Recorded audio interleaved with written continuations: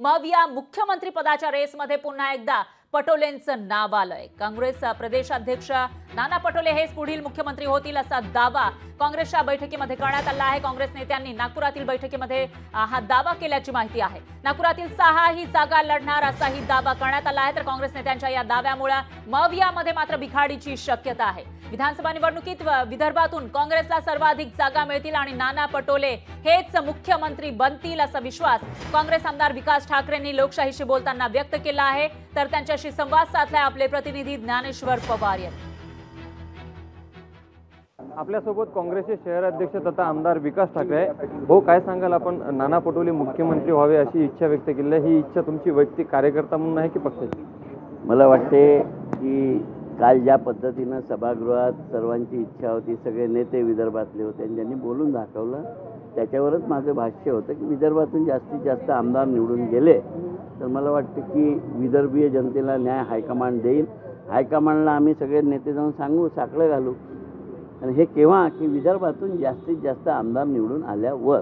आपले घटक पक्ष महाविकास आघाडी संजय राऊत जे आहे ते उद्धव ठाकरेंना मुख्यमंत्री करा म्हणतात, तर सुप्रिया सुळेचे बारामतीमध्ये मुख्यमंत्री म्हणून बॅनर झाला। हे सगळं निवडून आल्यानंतर आहे ना, काँग्रेस पक्षाकडून द्यायची जर गोष्ट झाली आणि विदर्भाने जर जास्तीत जास्त सीट निवडून दिल्या त्यावर मी बोललेलं आहे।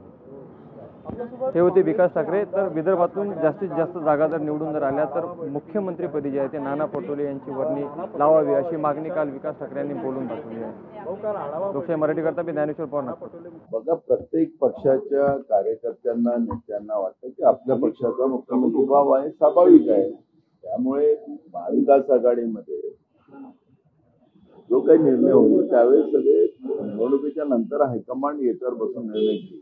महाराष्ट्राच्या जनतेला आता पश्चाताप होतो की भाजप आणि भाजपचे सरकार जे आज महाराष्ट्र बसलेलं आहे आणि ते महाराष्ट्राची सगळी प्रतिमाच मलिन करण्याचं काम जे करतात आहेत, शिवद्रोही लोक आहेत।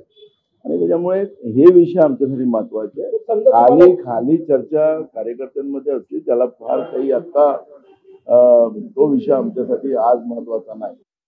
शिवसेनेला मुख्यमंत्रीपद दिलं नाही तर आम्ही हिसकावून घेऊ। राष्ट्रवादी सुद्धा असं म्हणत नाहीये की आम्हाला जर मुख्यमंत्रीपद मिळालं नाही तर आम्ही हिसकावून घेऊ। त्याच्यामुळे ज्या नेत्याच्या संदर्भात